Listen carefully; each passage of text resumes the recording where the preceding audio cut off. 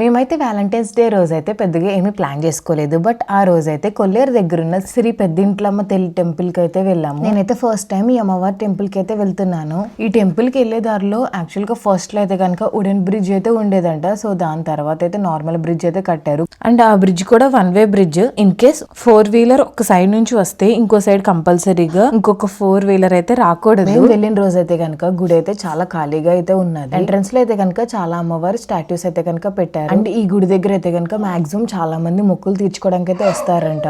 మా పాప అయితే గుడిలోకి రాగానే వాళ్ళ డాడీ మీద ఎక్కి కూర్చున్నది. ఇక మేము వెళ్ళినప్పటికే అరౌండ్ 12:30 అయితే అయిపోయింది. సో అప్పుడే అమ్మవారికి నైవేద్యం అయితే పెడుతున్నారంట. సో మేమైతే కాసేపు వెయిట్ చేసాము. నైవేద్యం కంప్లీట్ అయిన తర్వాత అమ్మవారి దర్శనానికి అయితే వెళ్ళాము. అసలు అమ్మవారి విగ్రహం అయితే చాలా బాగున్నది. వీడియో అయితే ఎలో చేయలేదు. సో వీడియో అయితే తీయలేదు. అమ్మవారి కళ్ళు అయితే చాలా పెద్దగా ఉన్నాయి. స్టాచ్యూ కూడా చాలా పెద్దది. ఇంకా దర్శనం అయితే చేసుకుని ఒక 10 మినిట్స్ అయితే కూర్చున్నాము గుడిలో. మా పాప కూడా మంచిగా దండం పెట్టుకుంది. నేను కూర్చున్నప్పుడు కూడా మళ్ళీ మంచిగా కూర్చున్నది. అసలు గుడి అంతా కూడా అబ్జర్వ్ చేసింది. అదే ఇంట్లో కూర్చోమంటే అస్సలు కూర్చోదు. అలాంటిది అంత సైలెంట్ గా కూర్చున్నది.